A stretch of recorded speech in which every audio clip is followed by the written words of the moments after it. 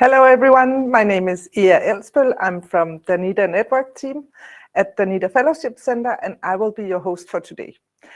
I am very delighted to welcome you to this Knowledge in Action talk today, which is about partnerships for change. Today we will discuss how to engage the public and the private sector within an area that most of us are familiar with, which is plastic waste. Change happens when we stand together. And today we are going to talk about how to work in partnerships and what it takes. To end single use of plastic is a very big thing and a very wide area to talk about. But today we're going to hear how the right collaboration can make the impossible seem possible. We are live streaming this session today from Danida Fellowship Center's LinkedIn, Facebook, and YouTube pages. Please, during the talk, if you have a question or a comment, please feel free to post it in the chat so that everyone can see it, and we will do our best to answer your question during the talk. Now, I would like to introduce you to our facilitator for today. Her name is Rowena Harding. She is a communication and engagement specialist. Some of you probably know her from our engagement and impact seminars that we hosted last year and this year for Danida-supported researchers. And also today, we will hear from 3 other professionals in the field. One is Klaus Lehn Christensen from Confederation of Danish Industry. He is the regional manager for the East African office in Nairobi. Then we will hear from Priyen Tanna, who is a technical lead consultant of Kenya's Producer Responsibility Organization. And then we will hear from Nina Espegaard, who is head of department for circular economy and waste in the Danish Environmental Protection Agency.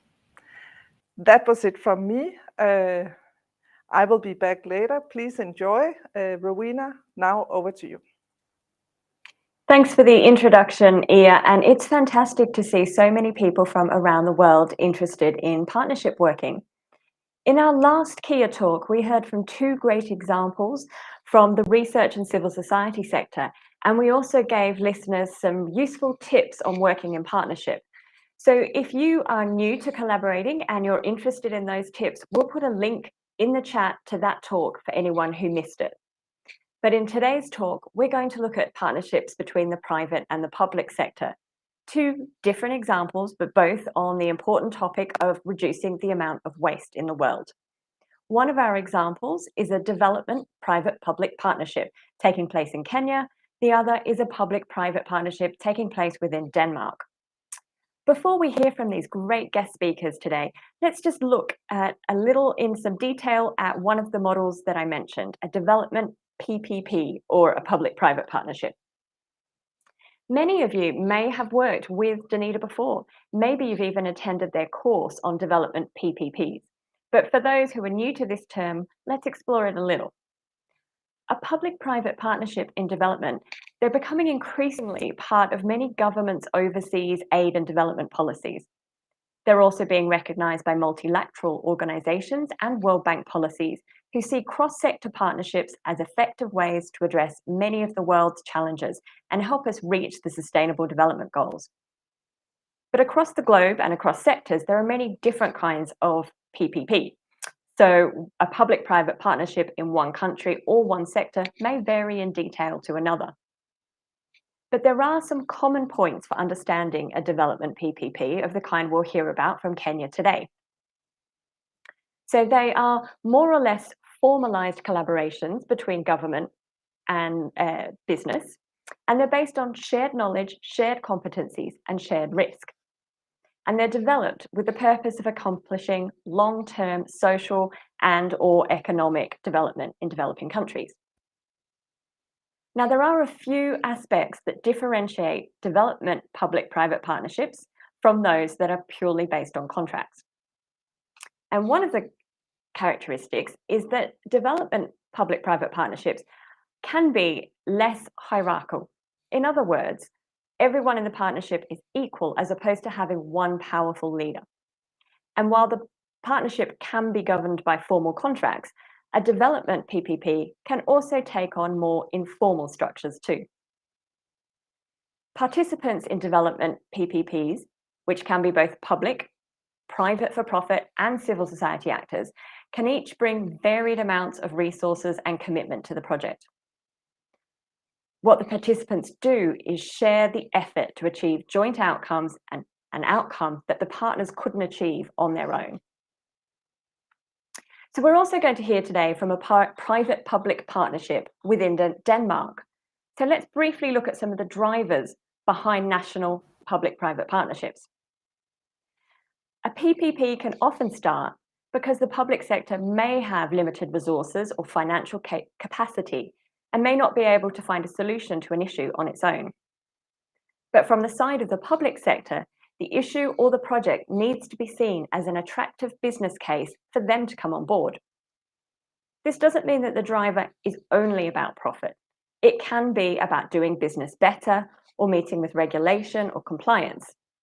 But it's fair to say that the private sector will always have an eye on how profit is impacted, and so the rationale or the business case for a successful and sustainable partnership needs to be very strong. Because of this, public-private partnerships should not be seen as a magic solution. It's important to know the strengths of a potential partnership and recognise where a public-private partnership can constitute a solution, as well as being aware of the challenges and the obstacles that may need to be addressed before starting a partnership. This could be about examining the expectations of potential partners, examining the current potential regulatory framework and the mechanisms for sharing risk. Danida's work and those of others examining public-private partnerships around the world have found that innovation does occur in the interaction between sectors.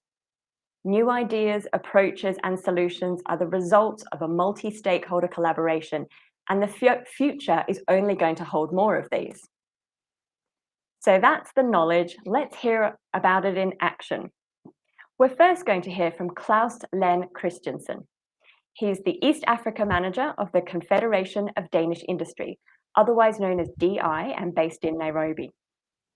Now, as part of the Danida-funded Labour Market Consortium, DI has teamed up with Denmark's largest trade union, 3F, and the Danish Trade Union Development Agency. And through this, Klaus directs DI's capacity building activities in Kenya, Uganda, Tanzania, Burundi, and Ethiopia. Working with Klaus is his colleague Priyen Tanna, the technical lead consultant of Kenya's Producer Responsibility Organisation, which is called KEPRO, and I'll introduce him in greater detail and chat to him later. But first, Klaus.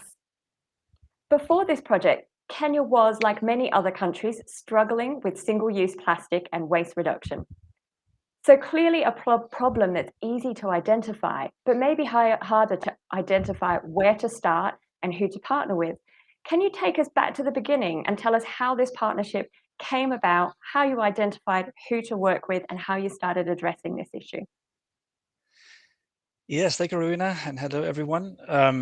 For us, this really started as, you can say, a push from the Kenyan government, because they in 2017 announced that single-use plastic should be banned in Kenya. And when our partner heard about that, that's the Kenya Association of Manufacturers, they didn't think as industry it was a good idea to ban plastic, because plastic, if it's done in the right way and produced in a sustainable fashion and recycled, is a very good material. And they came to us and asked, what are you doing in Denmark around this? Are you banning single-use plastic? So we decided to take a delegation of Kenyan partners up to Denmark in 2018 for a study visit to look into circular business models, take-back schemes, and how we treat plastics in general and recycle it.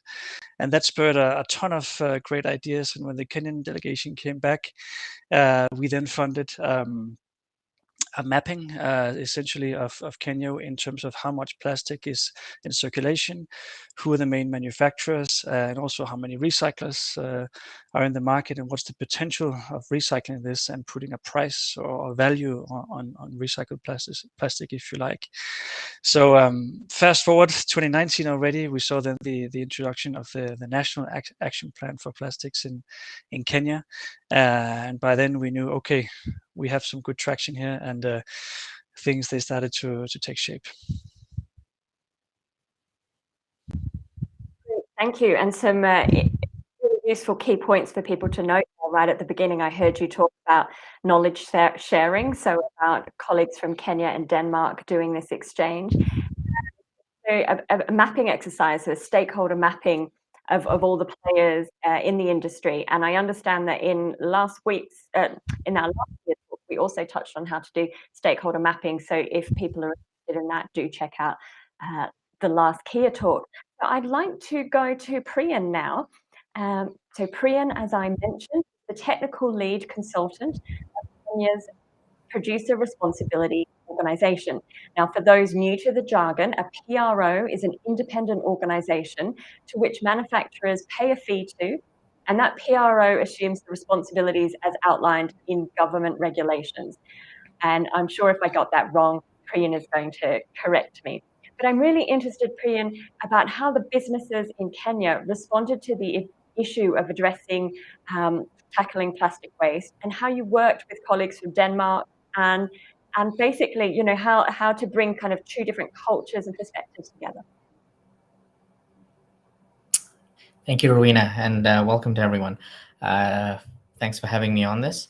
Our problem, as has been described, started many years ago, probably about seven years ago, where the economy, the environment we were very fragmented as a business. We were being divided, conquered. We were having conversations in silos. And we then came together with the Kenya Association of Manufacturers and DI. And the flip of the switch happened for us when we came to Denmark and started these conversations to see what was happening in Europe and Denmark, in the EU. And we started having these conversations at a global level, having partnership discussions with DI. And the catalyst for us was a conversation where they said, come together as a group and start talking about, the solution to the pollution that was happening. And although we focused in on plastic, because that was the issue of the day, we came back to our stakeholders and we started having conversations around waste management. We started having mapping discussions like Klaus mentioned. We started developing policy papers around how to manage this from a legislative legal perspective. And the public-private conversations really started to coalesce us and bring us together in a solution, like I said, for pollution, but also a very balanced approach between the environment and the economy. So we stopped talking about banning as government, and we started talking about solutions and innovations as private sector, and how we can bring employment and really innovate and move from an issue of hand to land and going from hand to hand, and creating that circular economy. And 5 years later, fast forward, we're happy to say we're on the ground. We're still a voluntary organization, but we're hoping the legislation comes into effect very soon, and we move from plastics to all packaging materials. And the success, which I'll talk about later, is very evident on the ground. Thank you. Great, thank you for that. And I think it's interesting to hear that you were saying the PRO developed some policy papers. I know that there's a lot of interest in how you can turn collaboration into policy. So we will pick up on that in more detail in a little while. But what I'd like to do is now bring on our third guest speaker just to set the stage for their project. So Nina, we are going to next. It's Nina Hassell, and Nina is the head of division at the Danish Environmental Protection Agency. So for those of you not in Denmark, the EPA is a public sector body. It's described as the scientific support of the ministry, but it's not the ministry itself. And Nina heads the Environmental Protection Agency's division of circular economy and waste. It's a huge portfolio, including plastics, packaging, electrical waste, as well as cooperation between international schemes in Kenya and Indonesia. But today, we're going to talk about Denmark. So Nina, I'm interested about the context in Denmark for your partnership. I understand you've got 4 different sectors, so agriculture, building and construction, hotels and restaurants, and retail. And they're collaborating together with the EPA to improve the circular economy agenda on plastic waste. So tell me, why did the EPA think that it was necessary to work in partnership like this for the challenge? And tell us a little bit more about how things got started. Okay, yes, thank you very much. And thank you very much for inviting me for this talk, and very interesting presentations just now by my co-speakers. So yes, the private sector in Denmark plays a very important role to achieve the Danish government's goal on green transition and climate. This partly via efforts to reduce emissions in value chains, and partly by developing new products, services, technologies, and business models which support the green transition. So building on a Danish tradition for public-private partnerships and recognizing the private sector as a central actor for partnerships within large sectors, the agricultural sector, building and construction, hotels and restaurants, and retail has been formed.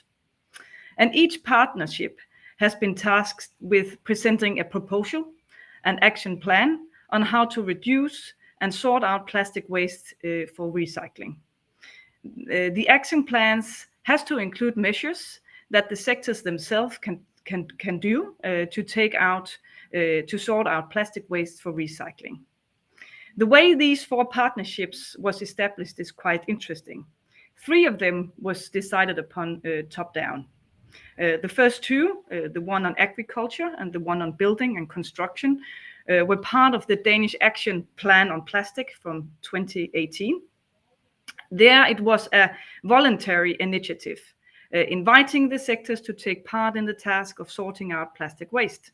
No goals were set at this time. Later in 2020, the political agreement on a climate action plan for a green waste management sector and circular economy, these 2 sectors and partnerships was included in this agreement. And now goals were set for the sectors, and the sectors must comply to these goals. So no more voluntary basis for the partnerships, and the tasks had to be done. And the third partnership on hotels and restaurants was also part of the climate action plan just mentioned. And in this case, the sectors are to comply with goals set out by the Single-Use Plastic Directive. And the fourth and last partnership sticks out. This was established bottom-up. CEOs from several large Danish retail companies addressed the Minister for Environment and asked for a partnership. And they have set their own goals. So here we have partnerships that vary in the way they were established, and in the way they are organized, they also vary. The first 3 has stakeholder organizations as lead, and the last one has CEOs of the involved companies as lead. And we at the Danish EPA, we facilitate them all. I think I'll leave it here for now. Thank you very much for that great overview of your I want to say project, but it's much bigger than that. I'd like to ask some questions now to the panel, so we can bring you all up, because I think that these questions work for everybody, and you can then jump in and answer them. So I want to talk about how we take collaboration and partnership working and move it into policy change. So Priyen, you mentioned that you had people writing policy briefs. I mean, the researchers I work with, they love writing policy briefs, but that doesn't make policy happen. So maybe you could tell me a little bit more about how you work with policymakers, and of course, Klaus, if this question is better for you, then do pass it over. Okay, great. I'll start off with that. Thank you. With us, we had a bit of a unique situation where, again, when we came to Denmark, the wheels were somewhat turning. The model of segregation at source and recycling was there. In Kenya, we were very fragmented, disorganized, and really the knowledge was not on the ground.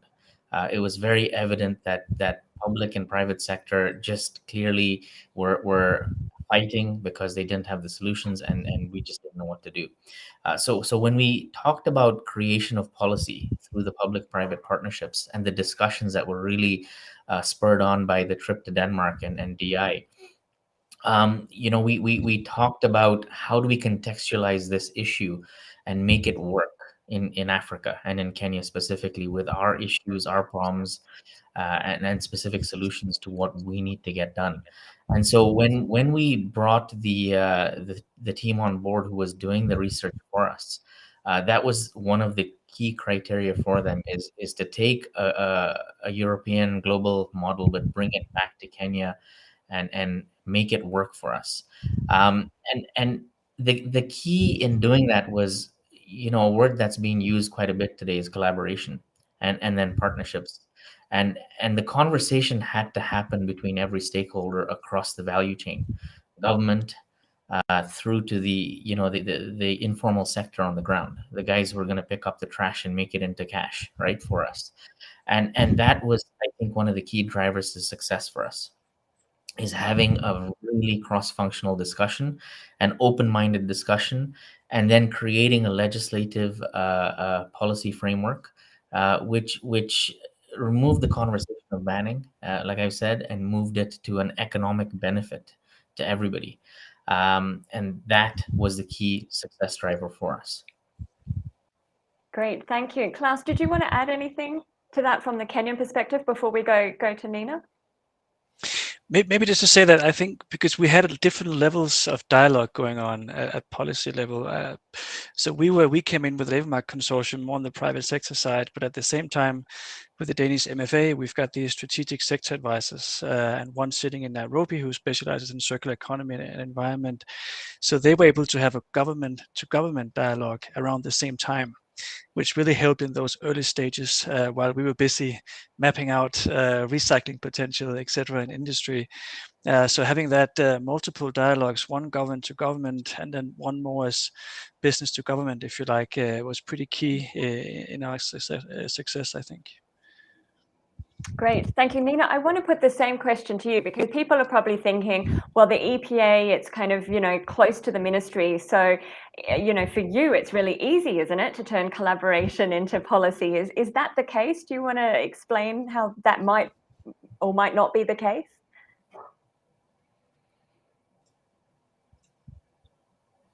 Oh, I don't know if others can hear Nina. I can't seem to hear her at the moment. Nina, if you do have a mute button on, let's see if we can, let's see if we can get someone behind the scenes to address that, and we will come back to you. While we're trying to get that fixed, I will pose a question again to colleagues in Kenya, and that's about the funding to start this off. So the question from Mohammed is to get more traction into these initiatives, and who supplies the seed funding to get this started. So if one of you would like to take that question. Klaus, should I take that? Should I go? Yeah, go ahead. I can chip in. Okay, so on our side, Mohammed, good question. The way we operate is we are a non-profit and a membership-driven organization, a non-government also. So we're not in this to make money. We're in this to transform and make change on the ground. And the way we operate to create the change on the ground is brand owners. The principle of polluter pays. You put packaging into the environment. The amount you put in, there's a small subsidy you pay us. And we then take that funding and we inject it back into the value stream, the waste management stream, to collect, segregate, clean, and recycle. And one of the question you asked is how does that create transformation and change on the ground? Is through the last year, we have managed to put in more than $250,000 back into the environment through voluntary payments. We have recycled over 4,000 tons of specifically bread bags, which are a very difficult fraction to pick and collect, recycle. That went from 0% to 20% of recycle rates. And the important part is it created innovation, employment, and growth. prior to this, it was trash. And we've changed the conversation from trash to cash now. And this is exactly through the models and policy papers that we've put through to change that whole ecosystem. Thank you. Thanks, Klaus. Were you wanting to add anything there? Maybe I should say, because I think Mohammed is totally right. Without presenting the business case, it would be nowhere in this project, right? And it's been a cultural barrier, right, to convince people of a business case in collecting trash, right? So that's a huge awareness campaign that had to be done as well through KEPRO, right? And we're still in that phase of actually convincing stakeholders like waste pickers that there's a real business case. This is money you can collect off the street, if you like, and actually get direct payment, right? So that it's a beautiful case of an incentive and a huge awareness campaign that had to be done. Great, thank you. Let's see if we have Nina back and if we can bring Nina in the room, and hopefully we can hear you, Nina. So a reminder of the question. It was a question about how do you go from collaboration to policy change? And so I wondered if you had views on that from within Denmark. I hope you can hear me now. Yes. Can. Woo! Great. Yeah, well, what I started saying when I was muted is that, of course, in being an agency and be part of a ministry, often we are asked to do these collaborations, so to support policy and to implement policy.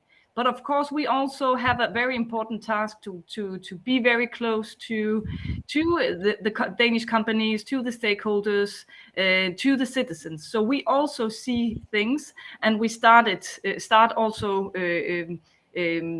things up from bottom to see if them coming together, agreeing on things, can actually have an impact. Let me take an example. For example, right now in Denmark, we are the government, as we speak, almost are negotiating on the EPR. So we are implementing it now in Denmark. And before these negotiations started, there was actually almost 2 years ago established a collaboration forum with all the main stakeholders within this area, to discuss with them how can this be implemented in the Danish law, and how can it also be driven when it's part of the law and it has to be executed. So I think this was very important for them to meet in this forum to actually agree on things. And I know it was super hard in the beginning, because there was conflict of interests. But it actually turned out that the papers made for the politicians when they were going to negotiate this, it was much easier for them both to understand it, and there was actually also models that you had the key stakeholders to agree on, that this could be the models that they could choose from. So I think, yes, it do happen. It can be, it's probably facilitated by us, and of course it often when there's something that needs to be negotiated. Great, thank you. And I want to, while I've got you in the spotlight there, one of our audience, Yannick, picked up the point you made about the importance of getting chief executives involved around the table and how important that was. And I think you mentioned that in another sector, it wasn't chief execs, it was a different stakeholder group. So I just wonder if you can give us a little bit more detail, like for those who are new to these partnerships, how do you know who should be seated around the table? Is it an obvious thing? If you could give us any practical guidance on, on how you operationalize that element. Yeah, well, as I mentioned, these 4 partnerships that I introduced to you, they were established differently, and I think this was really bottom up with the leading CEOs, and in that case, often also here at the EPA, we are more an observer than we are actually facilitating, because it's very much driven by them, and they're very strong sitting at the end of the table. But they also are very quick at implementing things, so things move fast. Often we do address the stakeholder organizations, because of course they know their members and they know the companies, and they often help us to find the right partners if we want to go directly to the companies. Often if we have stakeholder organizations being part of a steering committee, we would often build an advisory board. And here we would like to have some companies, for example, sitting, so we can get it from them directly, some good advice. And often we also take in, for example, researchers or others, NGOs, green organizations, others, so we can have these advisory board giving us good advice in the steering committee. So we try to address both, but finding the right partners can be difficult. Sometimes we also say, well, the ones who are interested, it's open for everybody. So actually these partnerships that I just mentioned, their goals, if somebody else want to be part of that to reach the goals, the ones who where they can do it voluntarily, it's open for them. So we have on the EPA, on our website, that you can actually sign up for some of them. So we also keep it open. We may miss someone, yeah. But I think the Danish stakeholder organizations, like the one Klaus is representing, they know their members, and they are often a partner to talk to and to see to find the right ones. Mm. Really interesting there. You mentioned about engaging beyond the private sector. So you mentioned civil society actors and researchers, and I'd be interested to know if colleagues in Kenya, you informally engaging with other groups in society and other stakeholders, if you'd like to speak to that. Yeah, sure. So on our side, a very multi-stakeholder, cross-functional discussion is key. One of our values is what we're talking about today, and that's only going to happen, and success only falls out of collaboration through a wide spectrum of discussion. And in our case, on our board, the conversation starts with the raw material suppliers into the value system, into the value chain, and goes all the way through to the recycler. And everybody's voice is heard, everybody's input is considered, and decisions are made based on a win-win solution, not a favorable solution for one stakeholder and vice versa for the other end of the value chain. So it's very important to involve everyone. That's the private sector I talked about, because they're the ones injecting and transforming. But on the flip side of the conversation is also then the private sector, which is the public sector, which is the stakeholders who are going to give us the policy, the legislation, and the enforcement. And again, we need to appease them also. And in that collaborative approach that we took, really the success was in having a conversation across the board, and that created the transformation and change that we're starting to see on the ground. Great, thank you. Klaus, anything to add to you before we round up this section of Q&A? I'll save my gunpowder for the next one. Okay, great. Well, thank you. We will give our speakers a little bit of a rest now, because we're going to look at some of the characteristics of private-public partnerships before returning to some more questions from you guys. So our speakers have two very different contexts and two very different, or more than two kinds of partnerships, but we can already hear some common themes. So let's have a look at some of the characteristics of good public-private partnerships that we've been hearing about. So collaboration is, I think, the key word that we're hearing. And if public-private partnerships by their nature are less hierarchical, then the delivery can be based on shared responsibilities, shared resources, and a division of roles where the partners learn from each other and produce new knowledge. And as Priyen kept saying, collaboration leads to innovation. I think that both of our case studies are great examples of this. And public-private partnerships also distribute tasks and responsibilities in a way that incentivizes all partners to contribute to joint outcomes. So we heard Priyen also talk about the business case, but this also shares risk when everybody is incentivized to contribute. And as was mentioned earlier by Nina, while the emphasis is on public and private, this doesn't mean that other sectors are not involved. So NGOs, researchers, third-party organizations may not be directly involved in the partnership, but they can be. But they help create an optimal environment for the public-private partnership to succeed. And this could be through different ways, like operations or engaging with the partnership goals, or being part of a labor force. And a final characteristic to highlight in many successful development PPPs is alignment with the local context. And I think that we can say that in the national setting, that alignment with the political and the economic context is important too.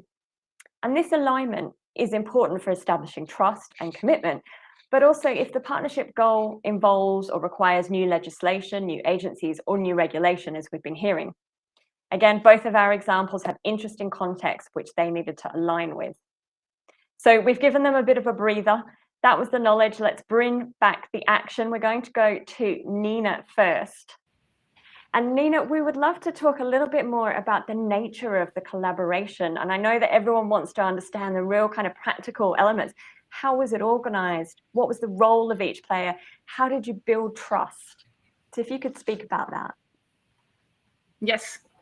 And as I mentioned earlier, they are all organized differently, coming to who is leading the partnerships. The stakeholders, 3 of them, as I said, it was stakeholder organizations, and 1 of them was the companies. Our role as agency is to facilitate the partnership. So we are financing establishment of secretariats. Each partnership gets 1. We are financing projects on analysis, mapping, surveys, etc. for each partnership. And we are participating in steering committees, both as a full member and as an observer. And it's been very important for us in the agency that it's not us that is going to sit at the end of the table. The private sector must be lead. They are the ones who needs to feel the ownership for the partnership, and they are the ones who also needs in the end to comply with the goals set. Both goals set by the agreements, but also the goals that they have set themselves. So what is very important when we work in these partnerships is that the only way to have success is that there is trust between us in the agency and the private sector, and also between the participating partners in the partnership. And we believe that by a clear communication of the expectations of the roles in the partnership to ensure a good dialogue and coordination. And especially for us in the agency and for me, it has been the ability to predict obstacles in the partnerships and to foresee that some will act in a specific way. So I can be a little bit ahead of finding solutions, and therefore see if I can avoid some of the conflicts of interest that may be. And if they do appear, then to already have thought about some good solutions. Yep. Thank you for that, Nina. Let's ask a question now to Klaus or Priyen. So we're talking about the situation in Kenya. So I mentioned that alignment with the local context is one of the key elements of a good public-private partnership. So can you tell us how you identify the right times to engage with policy, how you knew it was the right time to move for, say, a legal framework, and any tips for people about engaging with that context? Thank you. Yeah, maybe I can go first, Priyen, and if you want to chip in after. So you're talking about timing, and when we knew that we saw a model that worked, right? And I think in what Nina is talking about is the climate partnership approach that is relatively new in Denmark, where it's an even partnership between the public and the private sector. For Kenya, we knew from the beginning it had to be more of a bottom-up, at least with the private sector in the lead to begin with, because if you talk about trust in authorities, it's perhaps next to zero in Kenya. So that was not a path we could follow, we knew. So we made sure that it was private sector led in the first place with the Kenya Association of Manufacturers and also Kenya Private Sector Alliance in the driver's seat to engage industry. And it went very fast. We had the study trip to Denmark in 2018, and already in 2019 we saw the adoption of a national action plan adopted by both public and private sector together, right? So that's when we saw, okay, we have a model that works, and we hit the right timing for the Kenyan environmental authorities, because they were also struggling at the time to live up to their national climate targets. And here we come with an action plan from the private sector that's plug and play essentially for them, and that is a huge contribution to emissions reductions. So that's where we knew we had something good, and we saw things speeding up. And this is way before Denmark is introducing a PRO for plastics. We know next year in Denmark there's a PRO coming for packaging. So it's quite remarkable that just from between 2018 and 21, we saw the establishment in 21 of a plastics PRO in Kenya, way before this could happen in Denmark. So we had different starting points, but amazing to see in this case, I think, the power of capacity building and the power of partnership and collaboration come together. Thank you. And would you like to address that from your perspective, Priyen?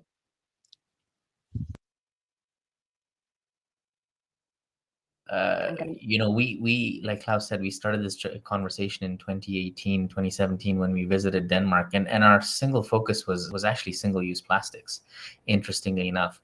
And when we came back, we did the studies. It's interesting how, as we were having the conversations with government, they took the policy document, and to our surprise, they changed the conversation from plastics to waste, because they understood that this is not a single entity problem. They saw this as a global issue or a bigger issue within the environment, and they wanted to tackle it head on. So Kenya is actually the first country in the world that is dealing with this, and I would like to say successfully.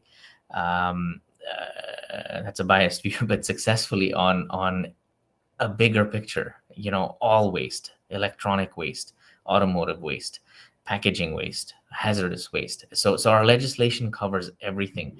And again, this started as a conversation around single-use plastics, and the collaborative discussions we had around, why can't we just adopt this and adapt this towards a bigger global issue. They took this on to our surprise, and the legislation that is going through its reading in Parliament and at the Senate, and hopefully gets signed off in the next couple of weeks, was an initiative that was started by us, assisted by DI and Danida, and then really spearheaded and pulled forward by government. And this is the true definition of the public-private conversations and commitment to collaboration, right? It's a success story in the making. Yes, we've just started, but they're by our side, and they're supporting us. And that conversation has really flipped. If you looked at what Kenya was doing 10 years ago, it was a battle, like I started off by saying. It was fights. It was boardroom conversations that were not pretty. And today we're really walking the talk and talking the talk, right? And like I keep saying, trash to cash. People are getting employed. People are making a difference on the ground, and we're happy to say that. Yeah. We're loving trash to cash. We're going to get T-shirts, recycled, of course, with trash to cash written on it, maybe your face. Like, while I've got you here, I had this question asked, and you've sort of touched on it, but maybe you want to say some more. That in the PRO, you've got lots of different members, and they're very different organizations, maybe different turnovers, ownership, size. What are the challenges of bringing that group together, and how did you overcome some of those challenges? So, everything starts with a conversation. None of the decisions we make are made single-handedly in a silo. That was yesterday. That was the conversation of the past. And we've really learned from the mistakes that used to happen, and the collaborative approach of bringing the stakeholders to the table and having a conversation around, how do we, first of all, accept that this is a problem. And that we do need to do something about it. And yes, it's going to cost us a little bit, but when we look at the impact to the product to the consumer, it was really minimal. In fact, when we did the translation of economics, we spearheaded and said, let's just leapfrog forward and say, put that money into the kitty and make it happen, because the bigger issues CEOs and businesses were facing were much bigger conversation around inflation, currency exchange, taxation issues. So the literally tiny amount was a non-issue, and the transformation we've been able to make on the ground is really remarkable, like some of the figures I mentioned earlier. But again, the conversation starts with first accept, understand the impact it's going to make to you, translate to that the conversation we were having in the past where there was banning versus now it's a conversation of, geez, this is actually making sense. And now we're starting to have conversations around how do we now design the product better for recyclability? How do we have the recyclers on the other end of the stream create more capacity, because that's our issue with only less than 10% recycling happen. And how do we inject innovation and financing and incubation into that? And we're starting to have those conversations with Denmark at this point and other markets. So we are moving fast, but we're all moving together, and that's the important thing. Thank you very much.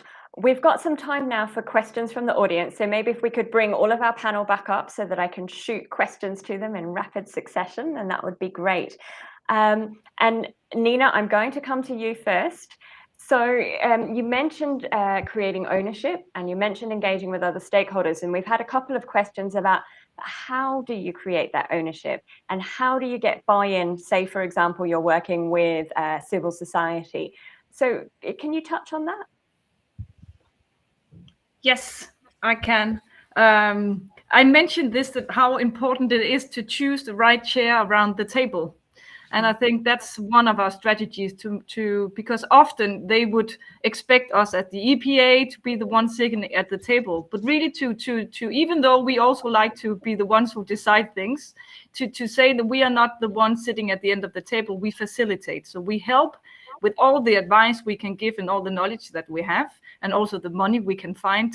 And that's one of my big tasks, to find, as I mentioned, some financing to build up knowledge where needed here. But otherwise, to really to make sure that the partners are sitting at the end of the table, so they feel this ownership.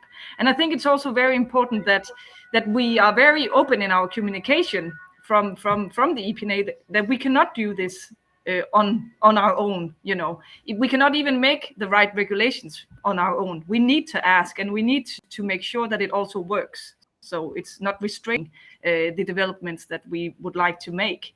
So we really need to make sure that's to get them in. And you talked about the civil community as well, how to engage those. We do a lot also to make sure to have the right platform. So we use all the social media a lot. We also have a web page, even though I've learned that it's not young people using web pages anymore, but we still do have a lot of visitors. But really trying to communicate what we are doing in this partnership with the good cases, anything that can create and share the knowledge in a good way and an easily understandable way out to the citizen and engage with them.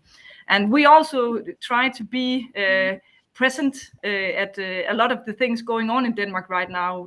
We are not at the Folkemøde. I don't know how we translate that, but there's a big meeting on one of the islands in Denmark right now where all the politicians, stakeholder organizations, and the citizens are present. So that could be, for example, a place for us to be as well, to tell about these things. And of course, coming to talk about the plastic agenda, it is something that the citizens are very concerned about, and they do understand. So we actually have a big role in answering all their questions. So through our website called plasticknowledge.dk, plasticviden.dk, we actually get a lot of questions, and they are from all kinds of both companies, NGOs, but also the normal Dane looking into getting more knowledge on plastic and plastic waste. Great, thank you. And thank you for putting me in that age demographic of people who use websites. Yes. I wondered if our colleagues in Kenya wanted to address that question, either how to create ownership, so any practical guidance, how to get buy-in. So these are from any stakeholders that you might want to talk about. Klaus, do you want to take that first? Sure. Well, I mean, the buy-in down here comes a lot more with the business case that it would be in Denmark, I think, because down here it's a lot more different macroeconomics we're talking about, where it's a lot more from hand to mouth, right? So to engage industry and to engage waste pickers, recyclers, we had to speak the language of business case from the beginning, right? So I think the sooner we started talking about the business case behind it, the more traction we saw, right? And we're still only in the early stages, I think, but maybe I could say that the next phase for this partnership is really about the digital infrastructure, right? Because we need to reach consumers, we need to reach waste collectors, and you can only do that through a digitalization framework for waste management. Where I know one conversation, right, Priyen, is with, there's a big telecommunications company in Kenya called Safaricom. We need to get them involved so that waste pickers on the street who only have a small Nokia phone with a SIM card can collect waste, go and deposit it in a recycling station and get payment, mobile money payment directly. That's a business case, right? We need to get to that level of granularity before we see traction and this going mainstream in Kenya. Fantastic, thank you very much. Now I have grilled you a little bit there, so I think it is time to maybe take a little break, but just to let you know that those of you who have asked questions, particularly those really hard ones, we will come back and pose them to our panel in a little while. What do you say, Iya? Thank you very much, Rowena, and thank you very much on this great start of today's session. It's very interesting to hear how the dialogue leads to the collaboration towards the solutions. And now we will take a 5-minute break, and we shall see you in 5 minutes.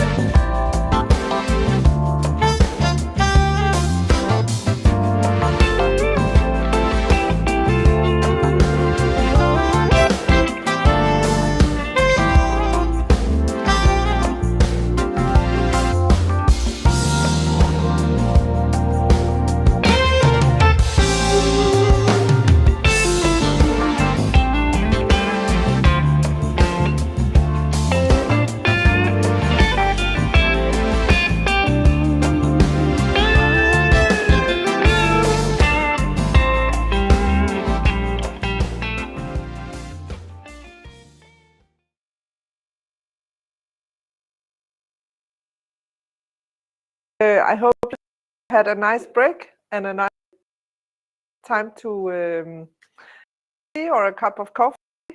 Thank you again for inputs and your questions. Now let's move on to the next part. And thanks, Ia. So we have heard a lot of examples of how partnerships got off the ground and the activities and the operational ways of working from these fantastic partnerships today. So the next section, we're going to look at how they knew their partnership was doing the right thing. Not just the goals in the reduction of waste, but in knowledge sharing, in increased engagement, and getting more acceptance of the way things need to be. So I'm going to bring in Priyen first, and to talk a little bit about the KEPRO and how that organization monitors, like how do you informally and formally monitor the success of what you're doing? Yeah, fantastic question. So like I said earlier, we are a membership-driven organization and nonprofit, and we are there to ultimately serve our stakeholders, being the members, and then also the government, right? Because we're doing this to appease the environmental side, but manage the economic side also through our membership. And the way we monitor that is we're given a fee per kilo of the packaging waste that's put into the market. And every quarter, we are obliged, currently voluntarily, but eventually legally, we're obliged to report back to both our members and also our National Environmental Management Agency, which is the policing agency, NEMA.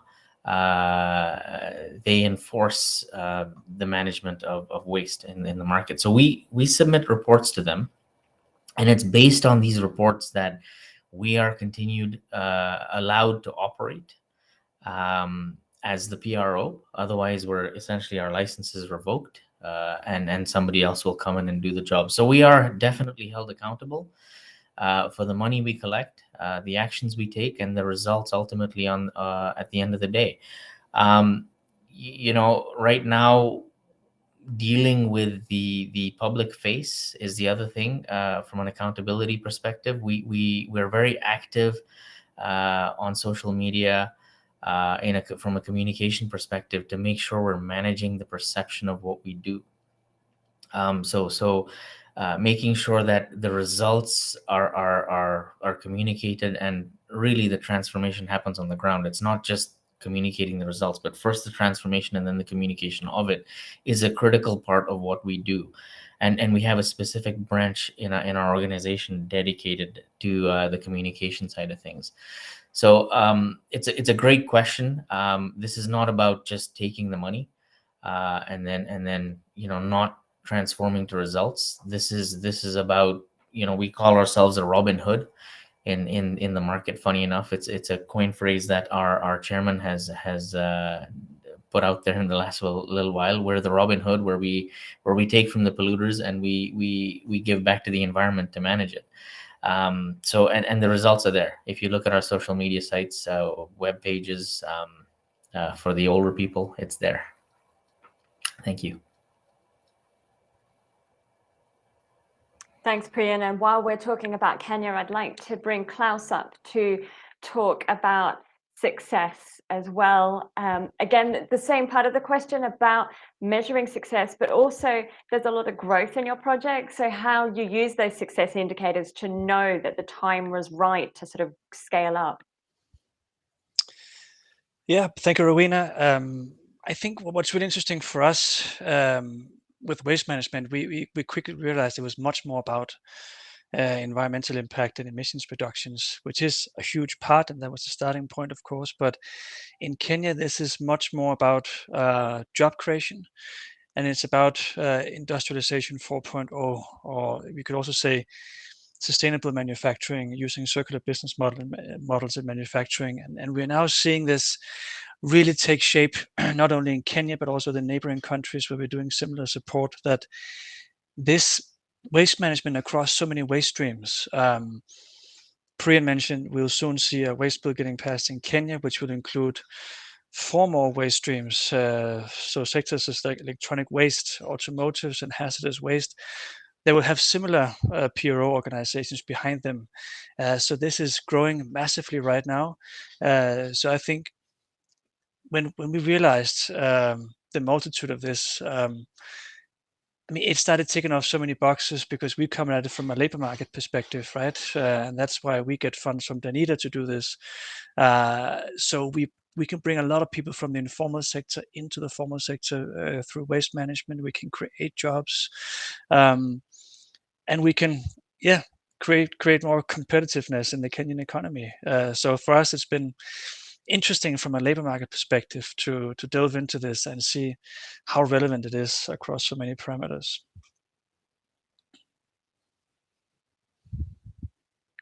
Thank you. I want to pose a question to Nina now.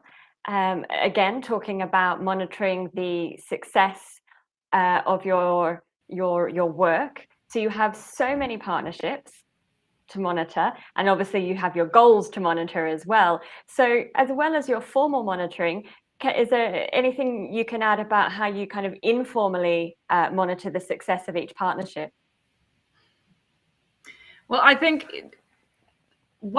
there's two things I would like to talk about when we talk about the informal thing. And one thing is, I think it's very important that we set quite ambitious goals. So in these partnerships, we also see that it's a challenge for them to reach the goals. And I think we also earlier talked about trust. So it's very important that in these partnerships, that everybody feel confident in actually communicating what are the challenges, what are the companies struggling with, why is this so difficult to reach those goals. Only if you do that, we can find solutions together. So I think because of the importance of these issues that we are addressing and working with, it's very good also to dare to be a bit vulnerable and saying what is actually the barriers. And that's the only way we can collaborate and work together. Because sometimes also being an agency or a governmental institution, we need to have this reality check. And sometimes we may think it's easier than it is for the companies or others that we collaborate with. So actually have an open discussion on the challenges and have the patience to find the solutions. And then maybe a success criteria for us as well is the to see, can this model work? So can we do this in other sectors as well? So this is actually what we're talking a lot about now. What about looking at reducing plastic waste and also sort out plastic waste from the transport sector or from the health sector? So we would also like to see if this model works in different sectors. And maybe a third, now I mentioned that I would only mention two, but a third one is also the spillover effect of this, because a success for us as well, of course, is that if they really do sort out a lot of the plastic waste and it's in a good condition and it actually goes to recycling, then we also help building a new business case here. So it can really be this circular economy adventure. Great, thank you. And I think if we've got time for some questions from the audience, so I'd love to bring all of our panel up. And there was something that you've just touched on, Nina, but has come up in the chat from the audience, is about this business model. Can this business model be grown? And the full question from Mohammed is there a database of available trash to cash? Who sells to whom, and the business model? Can it be used for other products? Can it be used in South Africa? So I'm going to start with Priyen on this one, and this is talk about the potential, and then I'll go to Klaus, and if you want to add anything, Nina. Yes. Yeah, no, I love this question, Mohammed.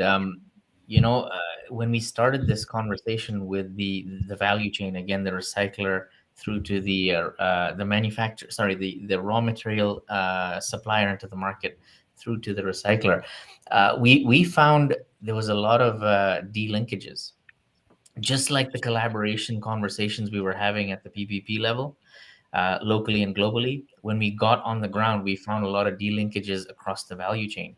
And to answer the question, we started creating the links to say, look, when you recycle this material, how do we then link you to the manufacturer of the material to start essentially creating this recycling ecosystem. It may not be circular, but certainly it wasn't, hand to land. We started creating an ecosystem where certainly we were upcycling, recycling, and converting the products and avoiding them from going into the landfill.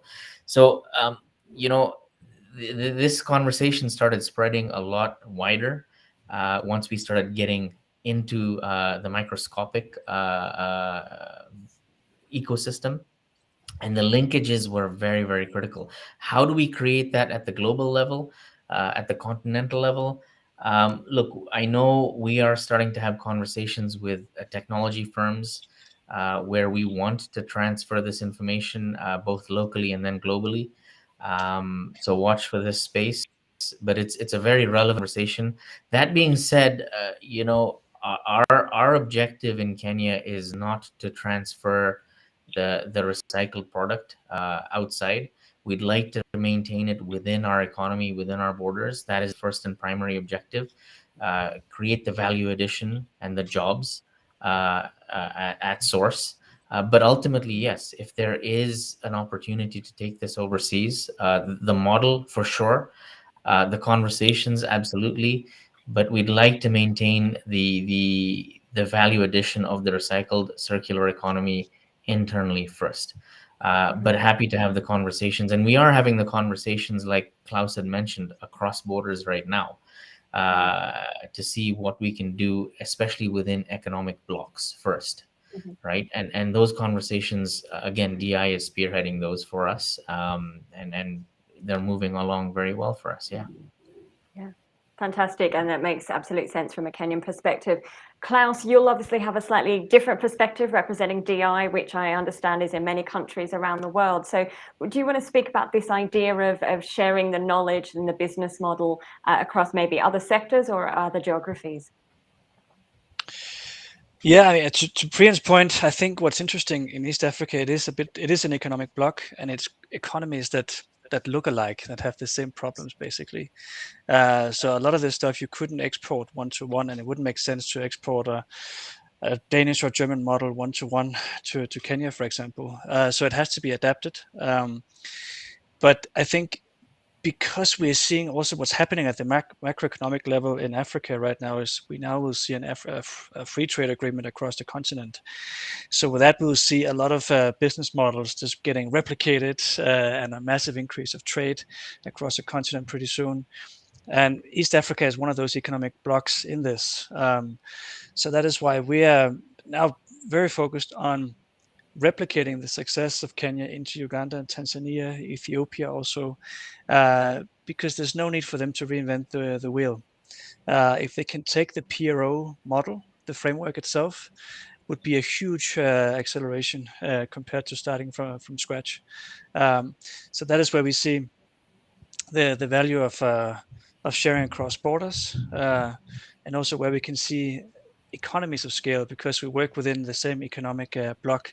In the short run, Kenya will be the lead in this, and right now the biggest problem in Kenya is there's not enough recycled plastic pellets to use in remanufacturing products, so they have to import plastic pellets from outside. So that might be a good interim solution, importing from Uganda, Tanzania. So in that sense, they can help each other, these economies, as we get to a more mainstream level of waste management. Thank you very much. And Nina, you first mentioned this idea of the model that you're using and applying it to sort of different sectors. So do you want to talk about that some more? Well, I think it's an important thing just mentioned, that of course one size does not fit all, and of course that one way of doing it especially can differ from country to country. But I do think that this way of finding the models, of course, that work, and then to see if they can also be applied to another sector, of course that can work as well. I know this is a bit a different thing, but that's actually one very interesting. And also when we talk about business models and how to find these, the good business models in Denmark, and I would like to mention it because it's one of our flagship projects, that we're actually working on a circular data bank. And in the future, this could also be, models that could be part of this. But for now, it's waste data We already have a lot of waste data in the agency. We are sort of the hub for the waste data, getting it from companies, municipalities, and we have to, use it for statistics, for the Eurostat and etc. But we want to make it also very open, basically for everyone. So companies can find their own data and see other data, so find a way to do it, so it will not spoil competition and other things like that. But to do it in a way so that you can actually get out data sets, so you can see where are the good potential for building a new business case. And in the future, this could also, be a bank for good models on how to do this. So you sort of have, something to tap into, and also maybe see how data has been worked to build the new collaborations, because you find an area where you can actually see who is also the interesting partners for me here, and where are the, the waste that needs to be, what did you call it, from trash to cash? So where is the potential here? So so I just got a new idea for my circular data bank, that it could also be, having models in it as well. Fantastic. Innovation occurring right in front of our eyes thanks to this collaboration. And if trash to cash isn't trending by the end of this, I don't know what we're doing wrong. So questions are coming in thick and fast. I want to talk about the role of consumers. So you talked a little bit, Nina, you mentioned that you have the website and various other digital things that work for younger people. But there's a point that's been made, I think it was Mohammed again, talking about like this change in consumer mindset, about like encouraging consumers to buy the product that, is from the right packaging and things like that. Have you had these discussions, Priyen, in KEPRO? Have you been talking with your manufacturers about, is it within your scope to look at engaging with the consumer? Yes, absolutely. So look, there's two sides of the coin here. There's first the manufacturer and the brand owner who are producing packaging that's most economically beneficial for them. And what we as KEPRO do is we have a conversation around what's the cost to collect, segregate, collect, clean, and recycle that material, and there's an equivalent fee that we then based on that.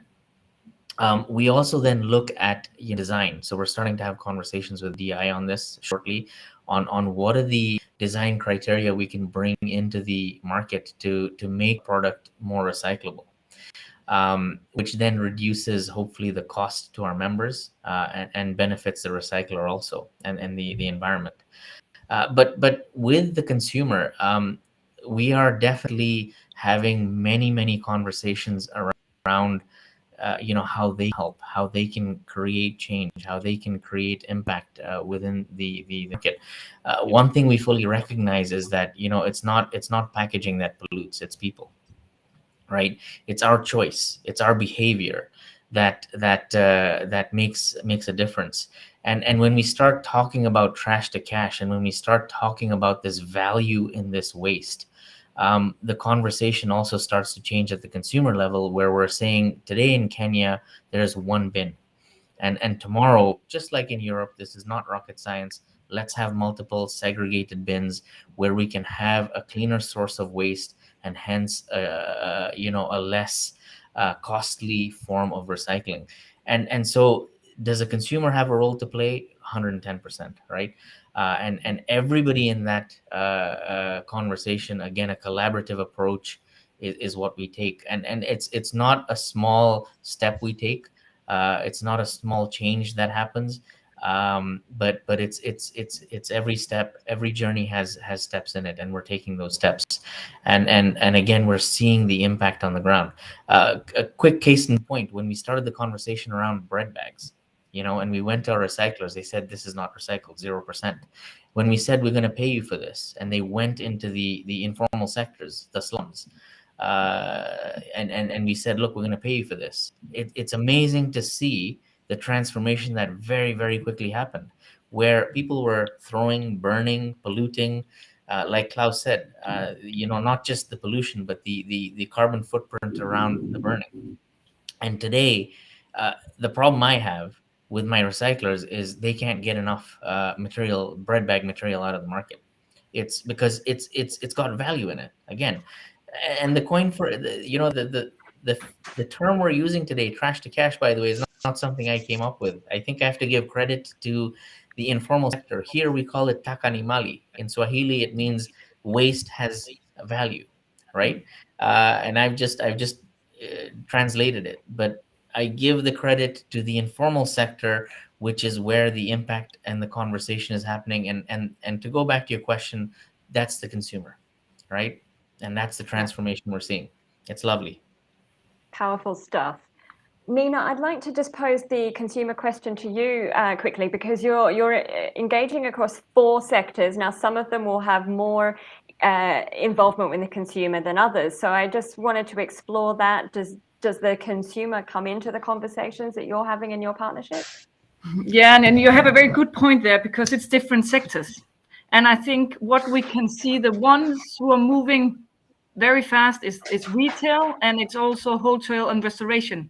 And I think it's because they're very close to the consumer. So even though, agriculture, it's everything we eat, it should be, but that's just far away from the consumer. So I think the hotels and restoration sector and the retail sector, they feel the pressure from the consumer as well, that they want them to do something to be to support this green transition. So I think that's why it can be more difficult for example, the agriculture sector, or also building and construction. It's just more far away from the consumer.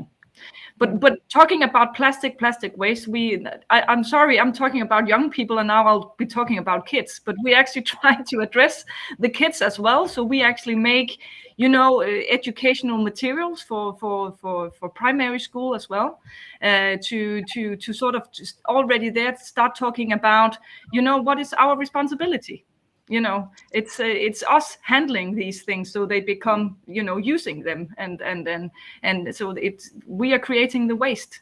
So to teach them as well, and with quite a good success. So we do all sorts of things. So both materials, so they go out in nature and they pick up the waste that they find lying around, and then they can come back and talk about what is it when it's plastic, how it can be there for 50 years and stuff like that, and so start in an early age. Great, thank you. We have a question from the organization Plastic Change, and this will be posed to our colleagues working in Kenya. So do you have any considerations on the enormous plastic waste exports that Kenya is being exposed to by countries in the global north? And I don't know if this should be to KEPRO or to DI.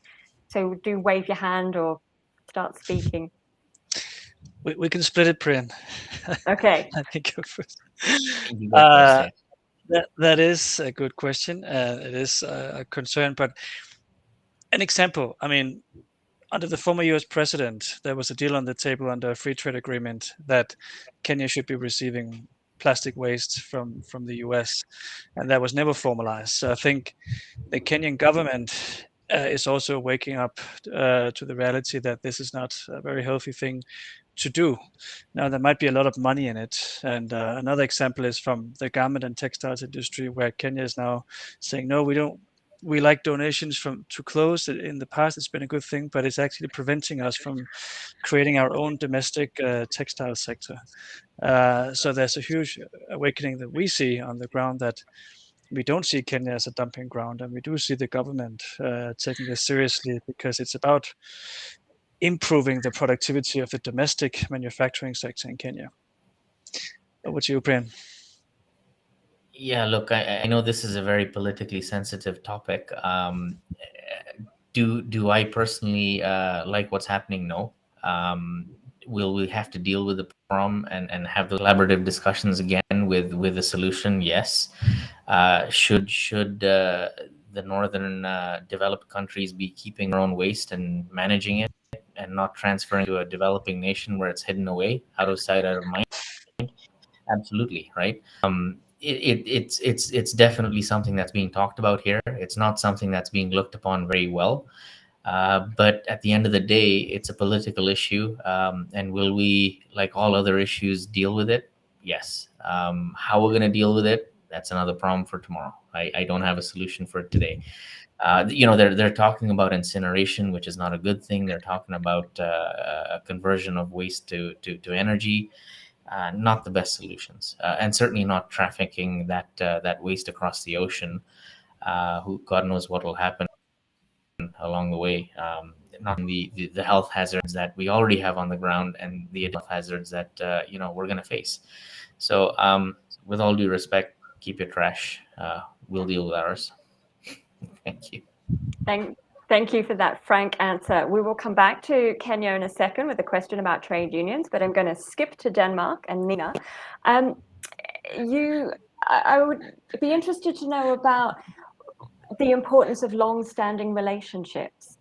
And I know that, for example, if we look at the Kenyan situation, DI has a long-standing relationship in Kenya.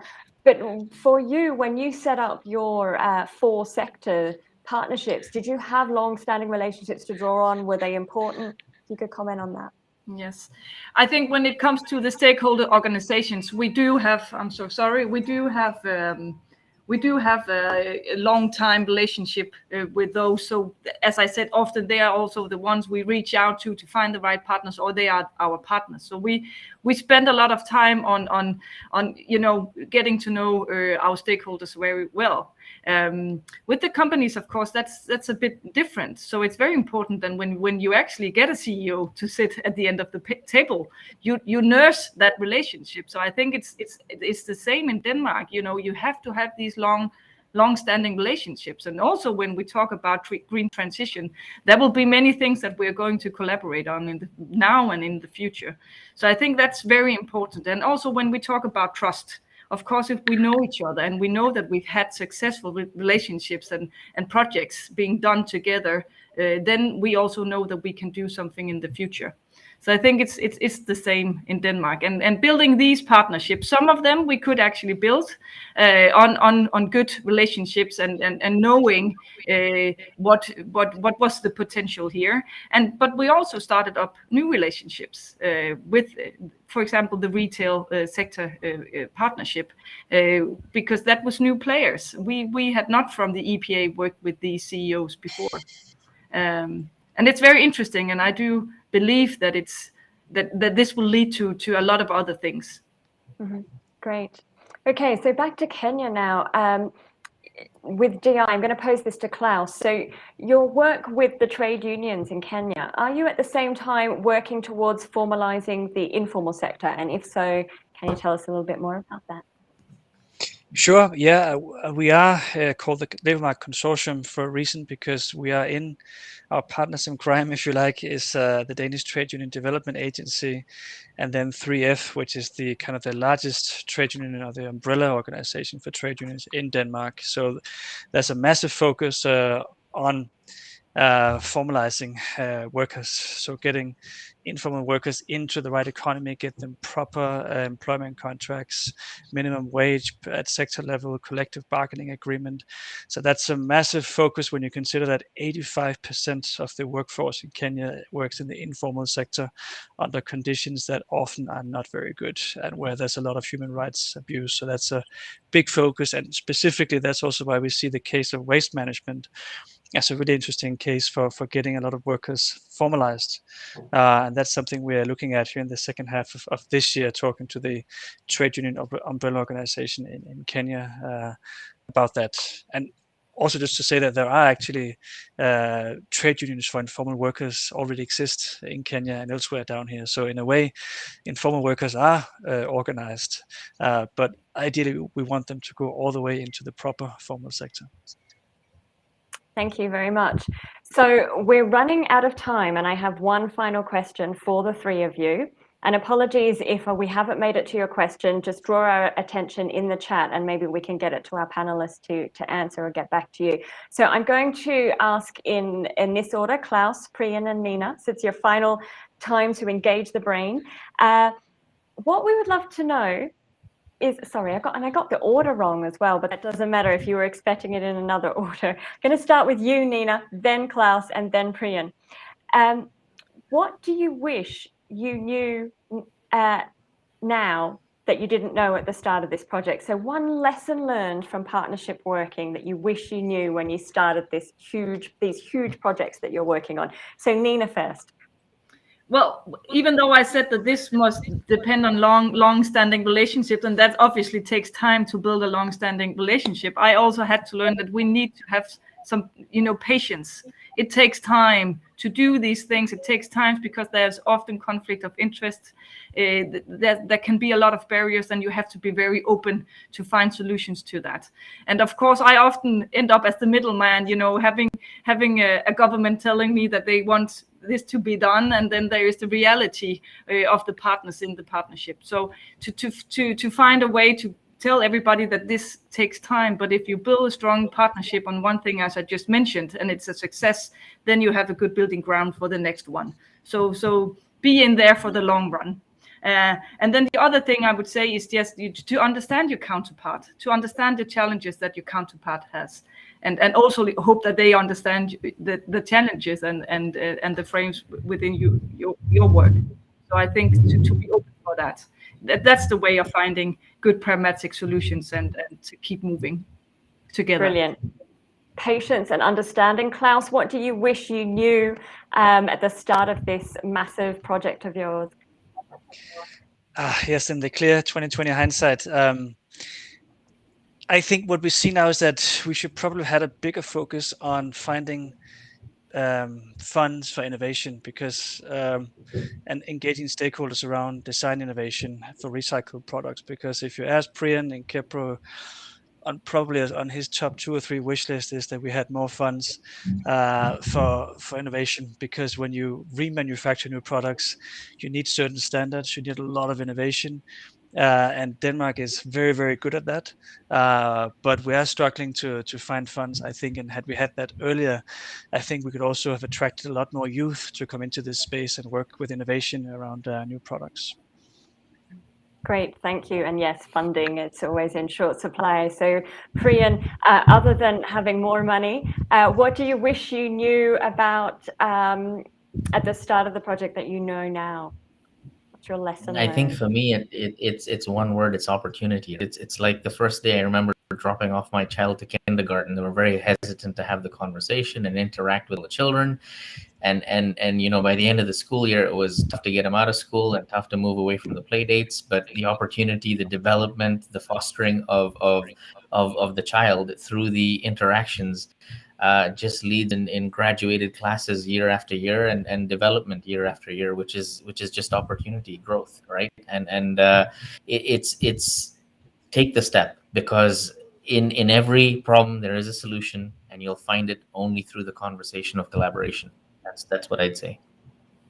And I think that is a wonderful note to end on: opportunity, collaboration, and innovation. So if you've been listening today and you feel inspired, why not just reach out and start having those conversations? Who knows where they will end? So back to DFC. Thank you very much, Rowena, and thank you very much, Klaus, Priyen, and Nina. It has been very interesting to hear about this very important topic of partnerships, and it's definitely also something that we at the Danida Fellowship Center will continue to work with in our learning programs and research. If you have any questions or feedbacks for today's session, please feel free to send an email. Even if you have a suggestion for the next topic of our Knowledge in Action talk, please feel free to contact us. Stay tuned for the next Knowledge in Action talk promotion, which will be announced in our social media and in our newsletter. Thank you very much, everyone, and goodbye for now.